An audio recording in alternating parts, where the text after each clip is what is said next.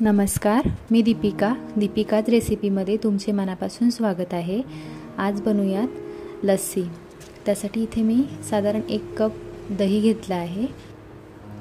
त्यामध्ये 2 बर्फाचे खडे घालून घेते आणि इथे मी खडीसाखर घेतली, जी जाडीवाली असते त्याची पावडर करून घेतली।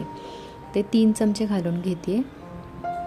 इथे मी साखर वापरली नाही आहे, आपण हेल्दी अशी लस्सी तयार करतो आहे।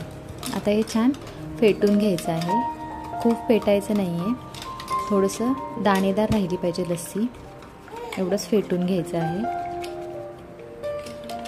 इथे मी छान फेटून घेतलं आहे, लस्सी आता तयार आहे। एका ग्लासमध्ये मी अशी ओतून घेते